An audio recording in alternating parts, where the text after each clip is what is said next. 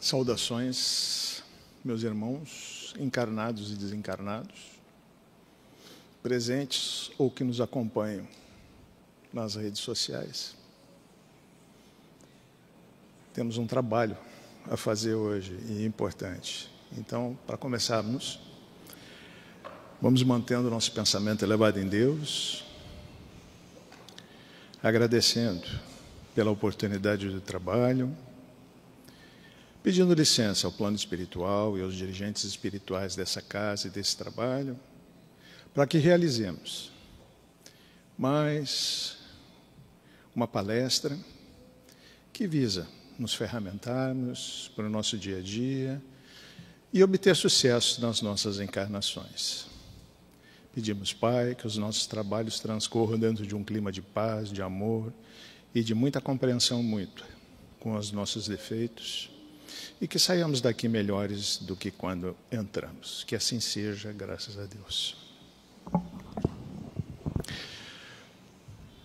Bom, pessoal, hoje o nosso trabalho vai ser sobre o livro Jesus no Lar, de Chico Xavier, capítulo 21, Rico Vigilante, é o nome do nosso capítulo. Esse capítulo, na realidade, como todo o histórico que Jesus nos deixou, é uma história para fazer a gente refletir. E é um ensinamento que Jesus deixou para os seus discípulos, né, a respeito da riqueza. É muito normal nós, encarnados na matéria, temos a necessidade de amealharmos riquezas e matéria, literalmente.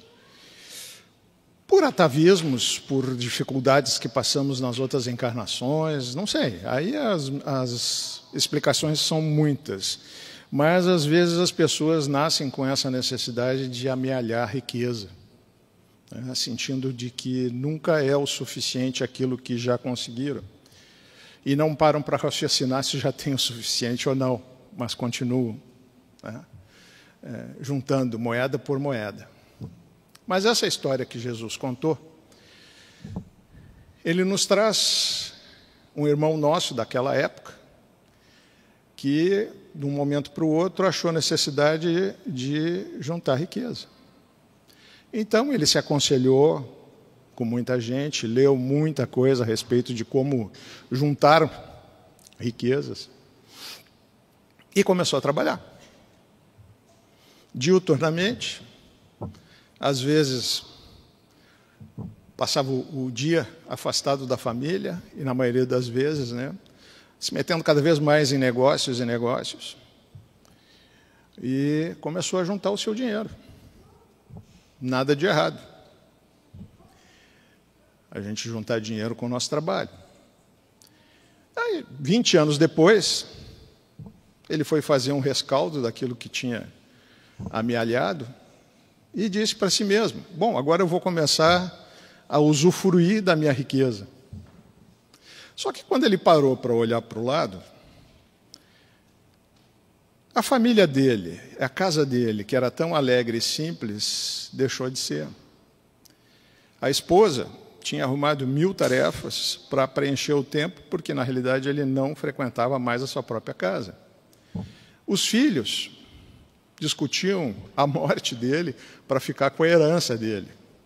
E assim foi, uma sucessão de coisas. Inveja,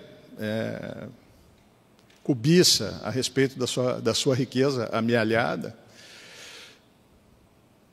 E ele sentiu a necessidade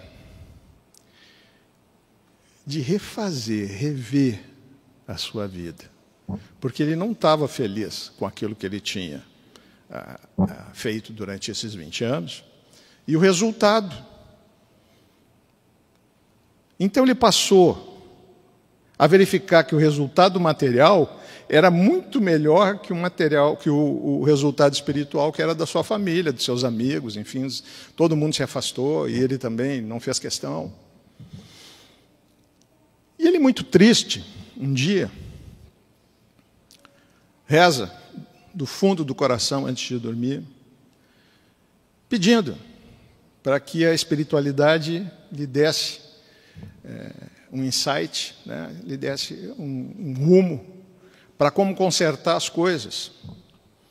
E ele dormiu, e durante esse sono, um anjo lhe apareceu e disse para ele: usa a tua riqueza para o bem. Não deixa ela parada. Faz a roda se movimentar para o bem. Ele acordou totalmente diferente, com aquela ligação direta com a espiritualidade, e começou a encarar isso de uma maneira diferente. Abriu seus cofres, começou a ajudar as pessoas, começou a distribuir, né, a sua riqueza em prol do bem-estar da maioria das pessoas que tivessem o alcance dele. E isso gerou o quê? Incompreensão da família, que pretendia ficar com a herança dele. Inclusive, os filhos passaram a odiar, a esposa achou ele estranho, enfim. Mas ele seguiu firme na situação e conseguiu usar a sua riqueza para o bem social da sua volta, enfim, naquilo que lhe alcançava. Ao final dessa história, um apóstolo chega a Jesus e diz assim: que lição legal essa que passou para a gente? Aí Jesus diz assim: realmente, essa lição é útil para quem tem olhos de ver e ouvidos para ouvir. O que ele quis dizer com isso? Quer dizer que a maioria das pessoas ainda vão amealhar fortunas e não vão fazer nada com essa fortuna. E essa fortuna, ao final da nossa encarnação, e a gente vai morrer, né? Todos nós vamos morrer, vai ser distribuída. E aquilo que ele achava que estava guardando, não estava guardando para ninguém. Então vai ser distribuída por gente que de repente não vai usar essa riqueza, mas ele foi imprevidente durante a vida toda. Diferentemente, se eu começar a raciocinar daquilo que eu tenho e saber se aquilo que eu tenho já é o suficiente para eu viver, e eu não me esquecer do mais importante, que é nosso primeiro embate encarnatório, que é a família. É o primeiro desenvolvimento da lei da sociedade, que está no Livro dos Espíritos, na terceira parte. Nosso primeiro embate a respeito do bem e do mal é dentro da família. Depois eu passo a estudar, depois eu passo a trabalhar, depois eu passo a ter um rol de amigos, e aí eu vou expandindo essa experiência entre o bem e o mal. Mas tudo na vida é intenção e uso. Mas para que a gente entenda isso, a gente tem que entender que a nossa jornada, dita pela espiritualidade, é do átomo ao arcanjo. Essa jornada, segundo a espiritualidade, vai levar mais ou menos uns 3 bilhões de anos. E a gente está na metade do caminho. Tá? O nosso embate sempre vai ser o material e o espiritual. Por quê? Porque a gente precisa da experiência na matéria para resgatar as coisas que a gente não consegue fazer nas outras encarnações. Ou seja, a utilidade da encarnação para nós é o fato de eu poder fazer diferente numa outra existência, naquilo que eu deixei para trás e não consegui fazer. Quando eu encarno na matéria, eu preciso da matéria para sobreviver. Então não é errado eu trabalhar, ganhar dinheiro, enfim. O errado é eu ganhar muito dinheiro e pegar esse dinheiro e não fazer nada para ajudar as outras pessoas. Então, quando eu desequilibro a minha vida e dou mais importância para a matéria do que para o espírito, para a espiritualidade, eu tenho uma vida desequilibrada. E através dessa vida desequilibrada, a gente não pode esquecer que a gente criou uma sociedade materialista. Ou seja, hoje a gente dá mais valor àquilo que as pessoas estão vestindo, morando, guiando, do que propriamente pelo valor daquela pessoa, que pode não ter muitos bens materiais, mas espiritualmente está acima da média de todos nós.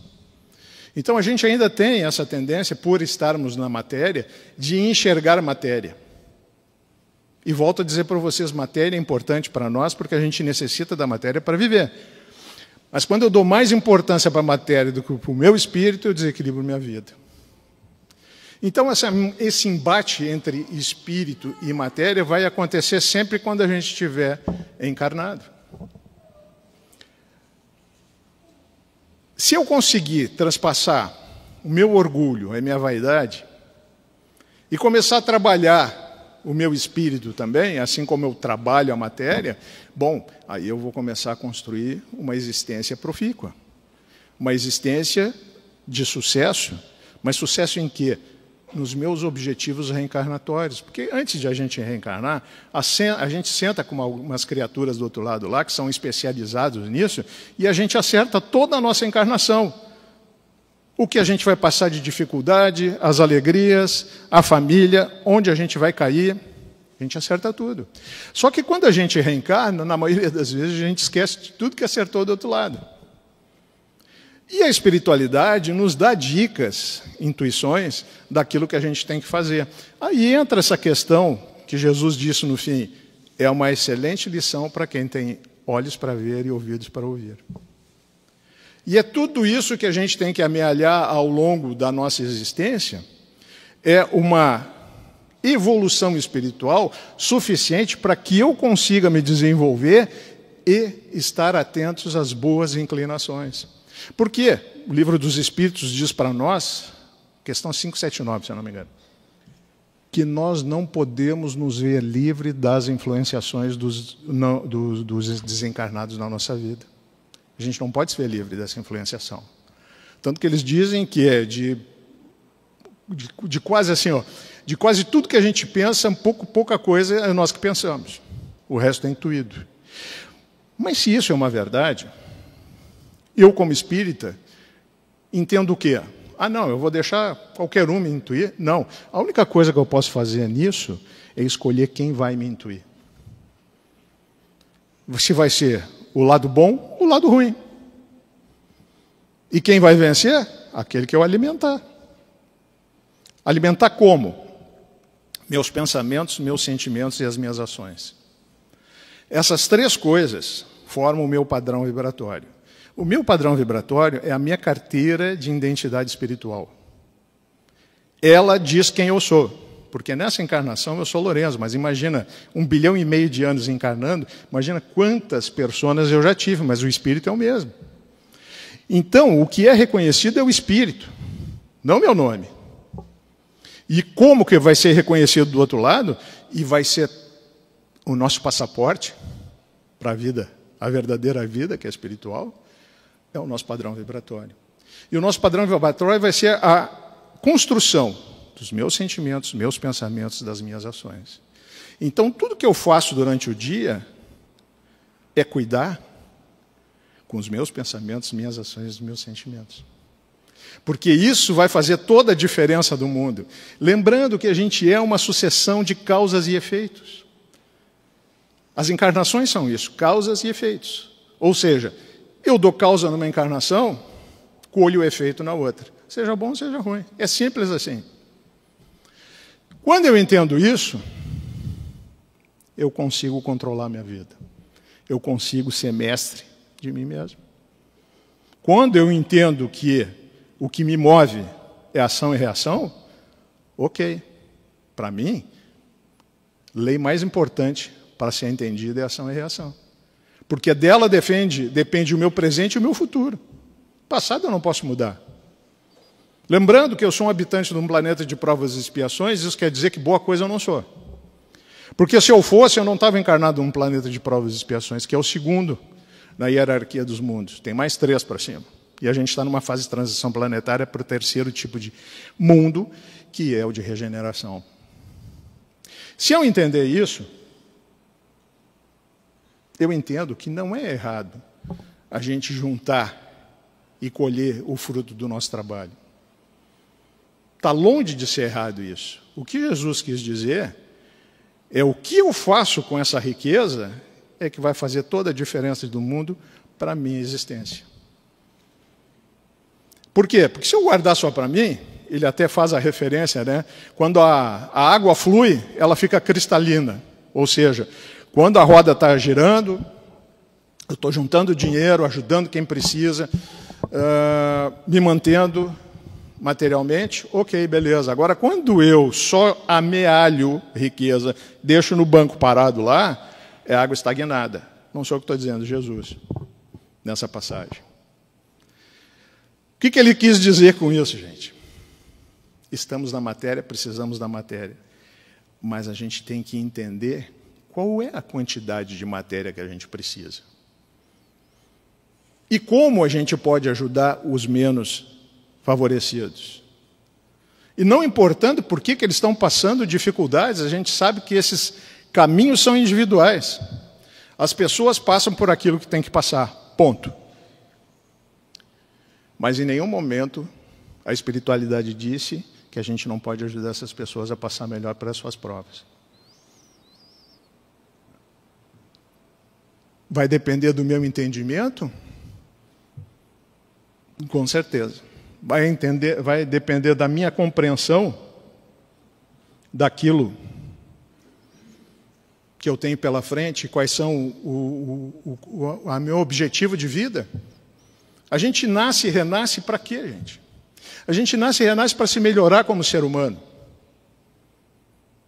E em se melhorando como ser humano, a gente consegue ajudar quem está na nossa volta a se melhorar como ser humano. Mas não é empurrando goela abaixo aquelas conquistas que eu já consegui. É ensinando pelo exemplo.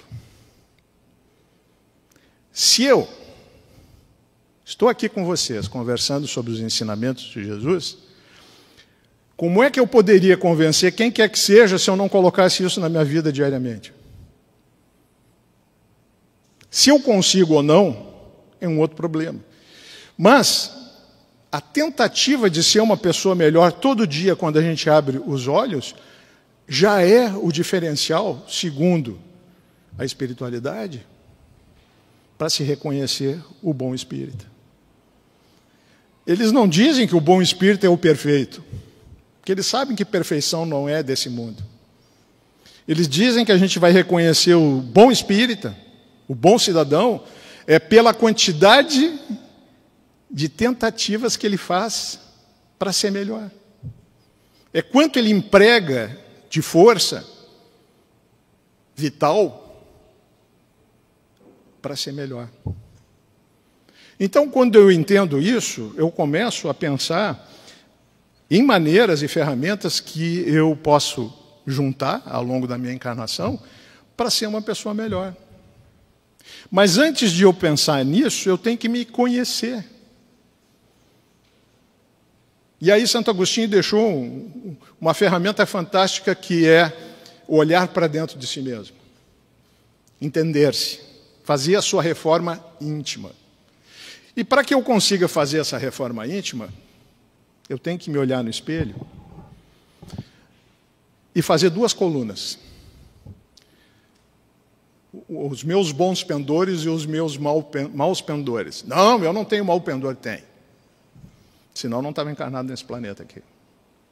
Todos nós temos. E todos nós nos conhecemos. Todos nós sabemos aonde estão as nossas fraquezas. Aonde a gente é cutucado pela espiritualidade menos esclarecida e a gente acusa o golpe. A gente sabe. Todos nós sabemos. Mas, se eu conseguir me conhecer, se eu conseguir entender quais são as minhas dificuldades, eu posso diariamente trabalhar com elas. E tentar fazer amanhã melhor do que eu fiz hoje. Isso é reforma íntima. É entender-se, pegar aquela coluna das coisas negativas da minha personalidade e começar a trabalhar para melhorar. E jamais ter o orgulho daquilo que a gente é. Tem muita gente que diz assim, eu tenho orgulho do que eu sou, vim aqui e não vou mudar. Mas, gente, a gente veio para mudar. Não é para manter o que a gente fez na encarnação passada, porque se a gente mantiver aquilo que a gente fez na encarnação passada, a gente volta para um planeta de provas e expiações. Porque tudo que a gente fez nas outras encarnações ainda me manda para um planeta de provas e expiações. E vamos combinar que a gente reclama todo dia desse planeta aqui, da sociedade desse planeta. É porque é um planeta de provas e expiações. É porque o mal ainda suplanta o bem. Isso é uma característica. Mas vai melhorar. Já está melhorando. Embora às vezes a gente não consiga enxergar isso, a transição planetária já está em curso desde o final da Segunda Guerra Mundial, segundo Chico Xavier e Emmanuel. O que nós temos que fazer? Entender que mudanças são necessárias na nossa vida. Eu começar a reagir como um habitante de um planeta em regeneração e não mais reagir como um habitante de um planeta de provas e expiações. Não mais aceitar provocação. Não mais aceitar o ódio na minha vida. A malquerência. Entender que aqueles que nos querem mal podem ter um motivo de nos querer mal. Mas, quando nos querem mal, o problema é deles. Quando eu passo a responder com o mal que me irradiam, passa a ser um problema meu. Então eu não consigo evoluir irradiando o mal. Eu só vou conseguir me elevar espiritualmente quando eu devolver o mal com o bem, com amor. Que é o que Jesus disse, que fora da caridade não há salvação. E ainda deixou dito mais, que a expressão máxima da caridade é o amor incondicional. Então, tudo o que eu tenho que fazer na minha vida é aplicar o amor incondicional em todas as situações. Porque é muito fácil eu amar quem me ama. O difícil não está aí. A prova verdadeira é eu conseguir amar quem me quer mal. Amai vossos inimigos. Expressão máxima do amor incondicional segundo Jesus. E única maneira de a gente entrar na casa do Pai. O que ele disse? O que quis dizer com isso? Que, na realidade, quanto mais eu me elevar espiritualmente, primeiro, vou conseguir entrar na casa do Pai. Segundo, quando ele diz que a porta é estreita, e que muitos são os eleitos e poucos os escolhidos, não é porque a porta é pequena, é porque a gente não consegue passar por essa porta pela nossa construção encarnatória e espiritual. Mas eles dizem também o seguinte, que a dor é necessária, e por isso a carne é necessária para nós, porque a gente ainda precisa da dor para aprender. É uma escola, um corpo físico é uma escola. Mas eles dizem também que quanto mais elevado eu for espiritualmente, menos eu vou precisar da dor. Isso é interessante. Isso é um ensinamento muito interessante. Não só para a minha vida presente, porque eu já posso melhorar a minha vida e devo melhorar a minha vida presente, não esperar para a próxima, como para a próxima vida. E nós espíritas somos felizes porque nós temos esse conhecimento. Mas o grande problema do espiritismo nunca foi o conhecimento, porque isso a gente tem desde 1857, com o advento do Livro dos Espíritos. O nosso problema sempre foi aplicar o conhecimento na nossa vida diária. Esse sempre foi o nosso problema. Por que a gente não aplica sabendo que Jesus deixou muito simples, instruções muito simples para nós? Ama a todos incondicionalmente, não é simples? É, só que é de difícil execução, porque a gente ainda é um habitante de um planeta de provas e expiações.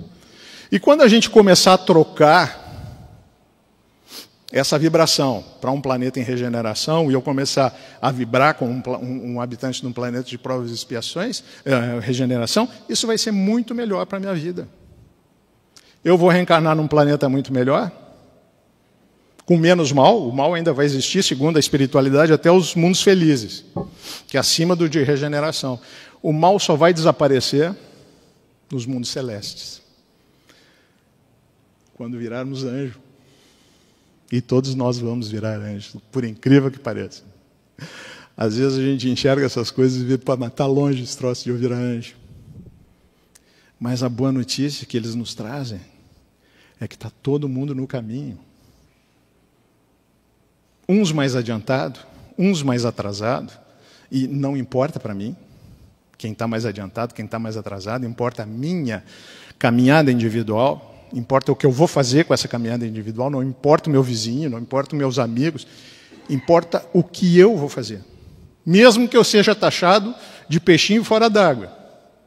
Porque às vezes a gente se sente um peixe fora d'água nessa sociedade materialista. Mas a gente sabe que tem que conviver com ela. Eu só vou conseguir evoluir se eu entrar em contato com o mal e não me deixar contaminar com o mal. Lei da sociedade. Não sei o que estou dizendo. Livro dos Espíritos, terceira parte, leis morais. Então, a gente tem que viver em sociedade porque a gente tem que entrar em contato com o mal e não se deixar contaminar com o mal. Essa é a verdadeira vitória. Não é o que eu amealho de riqueza. Isso só serve para me sustentar a carne, só. A verdadeira riqueza que eu posso amealhar ao longo do tempo é a minha evolução espiritual. Até um dia que os espíritos digam para nós que a porta é larga, não estreita. Porque a gente tem conseguido fazer com que as pessoas, a maioria delas pelo menos, entrem nessa porta. E para que isso aconteça, eu tenho que trabalhar dioturnamente para me melhorar como ser humano e melhorar o mundo à minha volta. E podem ter certeza que eu melhorando o mundo na minha volta, eu estou melhorando o mundo. A gente pode não ter a noção da amplitude dos nossos atos. Mas às vezes repercute por encarnações. Para o bem ou para o mal. É simples assim. Né? Quando a gente passa por uma dificuldade, não é Deus que está nos punindo. É nós mesmos que nos punimos. Pelos nossos atos. É a nossa consciência. Quando a gente desencarnar, é para ela que a gente vai ter que prestar contas. E não é pelo mal que a gente deixou de fazer. A gente vai prestar conta do bem que deixou de fazer e teve a oportunidade de fazer. Então, se eu quero mudar a minha vida, se eu quero mudar de patamar, se eu quero me elevar espiritualmente, eu tenho que me mudar como pessoa. Eu tenho que começar a olhar para os lados e enxergar a dificuldade dos meus irmãos e fazer o máximo que eu puder das minhas forças para ajudar essas pessoas. Seja aderindo em qualquer trabalho. E, olha, gente, o que não falta é gente trabalhando por bem aí, graças a Deus. Só que às vezes falta voluntários para isso. E aí cada um sabe do seu potencial, daquilo que pode fazer, desde que faça alguma coisa. Desde que utilize a sua encarnação para melhorar a vida de uma pessoa. Já ganhou a encarnação, sabe por quê? Porque é muito mais do que a maioria das pessoas encarnadas vão fazer nesse mundo. É muito mais. Porque a maioria das pessoas são egoístas, ou seja, se cultuam. Acham que a gente é a última bolachinha recheada do pacote. E não somos, podem ter certeza disso. Muito antes pelo contrário. A gente tem que entender que se a gente está encarnado num planeta de provas e expiações, que boa coisa a gente não é. Mas a graça dessa história toda é o livre-arbítrio que eu tenho de me melhorar, de decidir, como esse rico decidiu, pediu inspiração, recebeu inspiração, mas não só recebeu inspiração, colocou em prática a inspiração que ele tinha recebido. E quando a gente diz que urge a gente colocar em prática aquilo que estão nas obras básicas, se a gente conseguir colocar em prática o que está nas obras básicas, a gente já conseguiu subir alguns degraus na evolução. É difícil.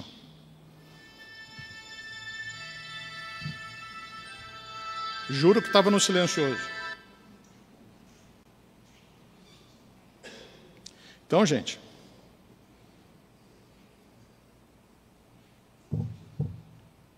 Só tem uma maneira de eu vencer nessa encarnação. É colocar o bem da encarnação e não olhar para trás. E não olhar para o que os outros estejam fazendo. Não nos importa. Importa o que nós estamos fazendo. Muito obrigado por terem me ouvido. Então, mantendo o nosso pensamento elevado em Deus, vamos agradecendo a oportunidade do trabalho, rogando para que as boas influenciações nos acompanhem ao longo da semana e que consigamos melhorarmos como seres humanos e ajudar o mundo a se melhorar. Que vamos em paz, cheio de amor no coração e desculpando os nossos irmãos pelos seus erros. Que assim seja, graças a Deus.